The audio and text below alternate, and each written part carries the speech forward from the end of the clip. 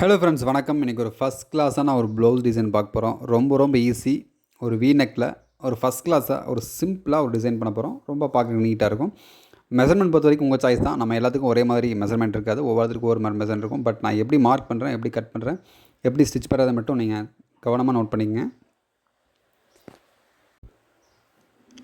கரெக்டாக ஒரு இன்ச் நம்ம மார்க் பண்ணியிருக்கோம். அந்த கேப் ஒரு டேப் அளவுக்கு மட்டும் நீங்கள் அந்த பேட்ச் வச்சுக்கும் போதும். நம்ம மெஷர்மெண்ட் டேப் ஒரு டேப் இருக்குது பார்த்தீங்களா, பெருசாக கொஞ்சம் அகலமாக இருக்கும் இல்லையா, அந்த டேப்பில் ஒரே ஒரு டேப் அளவுக்கு மட்டும் நீங்கள் அந்த மெஷர்மெண்ட் எடுத்துகிட்டு நம்ம இந்த பால்ஸ் தான் யூஸ் பண்ண போகிறோம். அவுட்டில் வந்து அந்த பால்ஸ் யூஸ் பண்ண போகிறோம். அந்த பால்ட்டு கொஞ்சம் குவாலிட்டியாக வாங்கிக்கோங்க. ஏன்னா ஒரு சில பால்ஸ்லாம் வந்து கொஞ்சம் தண்ணியில் பட்ட சிங்க ஜாதுன்ற மாதிரி சில கம்ப்ளைண்ட் கேள்விப்பட்டிருக்கேன்.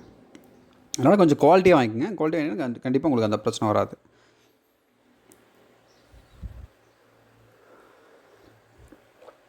இந்த மாதிரி நிறைய ரெடி பண்ணிங்க. ஒரு எவ்வளோ கிட்டத்தட்ட ஒரு 50, 100, 50 அந்த மாதிரி உங்களுக்கு எவ்வளோ தேவைப்படுதோ உங்கள் நெக் அகலம் தகுந்த மாதிரி ஃபுல்லாக நீங்கள் ரெடி பண்ணிவிட்டு இந்த மாதிரி பேப்பர் கேன்வாஸ் எடுத்து சென்டரில் ஃபோல்ட் பண்ணி கரெக்டாக ஸ்டிச் பண்ணிங்க. தொடர்ந்து நம்மக்கிட்ட வந்து வாட்ஸ்அப்பில் வந்து வந்துகிட்டே இருக்கும் ஒரு சில கமெண்ட்ஸ் இல்லை மெசேஜ் அந்த மாதிரி வந்துகிட்டே இருக்கும். ப்ளவுஸ் நீங்கள் எனக்கு ஸ்டிச் பண்ணி கொடுங்க, நீங்கள் எங்கே இருக்கீங்க கோயம்புத்தூர்லன்னு சொல்லிட்டு கேட்டிருப்பாங்க. நான் உங்களுக்கு நிறைய டைம் சொல்லியிருக்கேன் வீடியோவில். நம்ம வந்து கண்டிப்பாக நம்ம வெளியே ஸ்டிச் பண்ணி தரமாட்டோம். நம்ம சேனல் பார்த்திங்கன்னா முக்கியமாக சொல்லித்தரக்காக மட்டும்தான் இருக்குது. நான் உங்களுக்கு சொல்லிக் கொடுப்பேன். அதை பற்றி நீங்கள் கற்றுக்கிட்டு நீங்கள் உங்கள் வீட்டில் வச்சு ஸ்டிச் பண்ணலாம். இல்லை நீங்கள் கடை வச்சுருக்கீங்கன்னா எல்லாம் ஓகே தான். நீங்கள் எப்படி இருந்தாலும் நீங்கள் வந்து வாங்கி ஸ்டிச் பண்ணுங்கள், கற்றுக்குங்க. நீங்கள் ஒரு பிஸ்னஸ் ரெடி பண்ணுங்கிறதுக்காக தான் நான் உங்களுக்கு எல்லாமே சொல்லிக் கொடுத்துட்ருக்கேன். இன்றைக்கி கூட ஒரு மேம் கால் பண்ணாங்க, உடுமலைப்பேட்டையில்னு இருந்துட்டு. அவங்க பேர் கேட்க மறந்துட்டேன். அவங்க வந்து கிட்டத்தட்ட அவங்க வந்து ஒரு ரொம்ப வருஷமாக அவங்க ஒரு ஏரியாவில் இருந்திருப்பாங்க போல். ஸ்டிச் பண்ணி இருந்திருக்காங்க. அவங்க வீட்டில் வச்சு எல்லாம் கடை வச்சுருந்துருக்காங்க. அப்புறம் அவங்க பொண்ணுக்கு படிப்புக்காக வெளியூருக்கு ட்ராவல் பண்ண வேண்டியதாக இருந்திருக்கு. அப்புறம் அவங்க வெளியூருக்கு ட்ராவல் பண்ணியிருக்காங்க. அங்கே புதுசாக குடி போயிருக்காங்க. கிட்டத்தட்ட ஒரு 2 மாதம் தான் அவங்க போயே இருந்திருக்கு. அப்போ திடீர்னு பழக்கம் ஆகும் இல்லையா, நம்ம ஒரு இடத்துக்கு போனால் கண்டிப்பாக நமக்கு ஒரு புதுசாக பழக்கம் ஆவாங்க. அப்படி பழக்கம் ஆகிருக்கு. அப்போ அவங்க பக்கத்து வீட்டில் ஒரு ஃபங்க்ஷன் வந்திருக்கு, ஒரு கல்யாணம் வந்திருக்கு. அப்போ ஒரு ப்ளவுஸ் கொடுத்துருக்காங்க. ஓகே, இவங்க தான் ஸ்டிச் பண்ணுறாங்கல்ல, மிஷின்லாம் வச்சு ஸ்டிச் பண்ணுறாங்க, சவுண்டு கேட்டிருக்கும் கண்டிப்பாக ஸ்டிச் பண்ணுறது. பட் அவங்க சொல்லியிருக்க மாட்டாங்க. பட் இந்த பேச்சு வாக்கில் கேட்டிருப்பாங்க, என்ன பண்ணுறீங்க, ஏது பண்ணுறீங்க, எங்கே இருந்தீங்கன்னு கேட்டிருப்பாங்க. அப்போ அவங்க சொல்லியிருப்பாங்க. ஒரு ப்ளவுஸ் சும்மா சாம்பிளுக்காக கொடுத்துருப்பாங்க கண்டிப்பாக. ஏன்னா கல்யாணம் போது ஃபுல் ப்ளவுஸ் கொடுக்க மாட்டாங்க யாருமே. எனக்கே அப்படி தான் இருக்கும் ஒரு சில டைம்லாம். ஃபஸ்ட்டு ஒரு பொண்ணுக்கு வந்து நிச்சயதார்த்தம் பண்ணக்கூடிய ஒரு ப்ளவுஸ் எனக்கு கொடுப்பாங்க. ஸ்டிச் பண்ணி ஓகே ஆனதுக்கப்புறம் தான் ஃபுல் ப்ளவுஸ் எடுத்து கொடுப்பாங்க. அது எல்லா பக்கம் நடக்கிறது தான். ஏன்னா ஃபிட்டிங் கண்டிப்பாக பார்ப்பாங்க. அப்படி இருக்கும்போது அவங்ககிட்ட ஒரு ப்ளவுஸ் கொடுத்துருக்காங்க. கொடுத்தோடனே அவங்க வந்து ஃபஸ்ட் கிளாஸாக ஸ்டிச் பண்ணி கொடுத்துருக்காங்க. கொடுத்தோன்னே அந்த ஃபுல் ஆர்டர் அவங்களுக்கு வந்துடுச்சு. இப்போ அவங்களால வேலை கிட்டத்தட்ட அவங்க அளவுக்கு கண்டிப்பாக வேலை நல்லாவே செஞ்சுட்ருக்காங்களாமா. பாருங்கள், அவங்க கடை வச்சுருந்துருக்காங்க. அவங்க நல்ல எக்ஸ்பீரியன்ஸ் இருக்குது, அவங்களுக்கு நல்ல எக்ஸ்பீரியன்ஸ் இருக்குது அவங்களுக்கு. அவங்களும் சொன்னாங்க, இந்த மாதிரி நான் ஃபுல் ஃபினிஷிங்கெல்லாம் பக்காவாக கொடுப்பேன், ஒரு தப்பு பண்ணால் கூட சங்கடப்படாமல் பிரித்து தைப்பேன்னு சொன்னாங்க. பட் அந்த குவாலிட்டி தான் அவங்கள காப்பாற்றுது.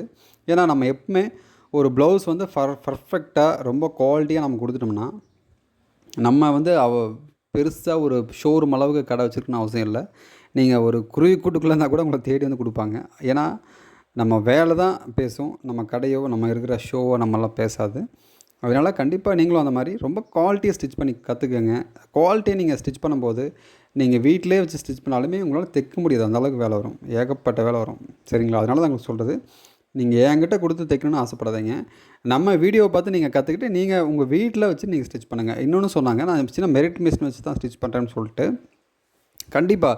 ஏன்னா இப்போ வந்து உங்களுக்கு இப்போ ரீசெண்டாக எல்லாமே இப்போ இந்த மாதிரி பவர் மிஷின் தான் வச்சு ஸ்டிச் பண்ணுறோம். பட் இன்னுமே நிறைய பேர் அந்த மெரிட் மிஷின் நான் அவ்வளோக்கு மோசம்னு சொல்லலை, அதை ரொம்ப கீழே இறக்கி நான் பேசலை. அதோட குவாலிட்டி ஸ்டிச்செல்லாம் இப்போ வரதில்லைங்க. இப்போ வர மிஷின்லாம் அந்த மிஷினில் கொடுக்குற ஸ்டிச் சிங்கர்னு சொல்லிட்டு ஒரு மிஷின் இருக்கும், எனக்கு நல்லா ஞாபகம் இருக்குது.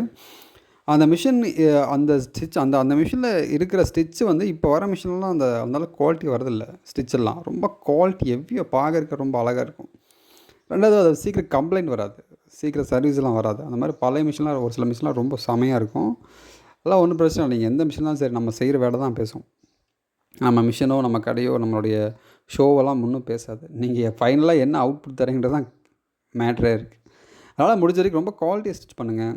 ஒரு டைமுக்கு 2 டைம் சரியாக பார்த்து பண்ணுங்கள் எது பண்ணாலுமே. அவள் தான் உங்களுக்கு வந்து ரிட்டன் அடுத்தடுத்து கஸ்டமர் வந்துட்டு இருப்பாங்க. நீங்கள் எப்போவுமே பிஸ்னஸ் நல்லா நடந்துகிட்ருக்கும். ஃபஸ்ட்டு நீங்கள் வீட்டில் ஸ்டிச் பண்ணிங்களா, அப்போ உங்களுக்கு தெரியும், ஓகே நம்ம நல்லா வேலை செய்கிறோம், நமக்கு நல்லா நிறைய வேலைன்னு தெரிஞ்சதுன்னா அதுக்கப்புறம் நீங்கள் கடைக்கு போகலாம், தப்பில்லை. ஏன்னா கடைக்கு ஏன் போகிறோன்னா இன்னும் கொஞ்சம் கஸ்டமர் எக்ஸ்ட்ரா ஆவாங்க.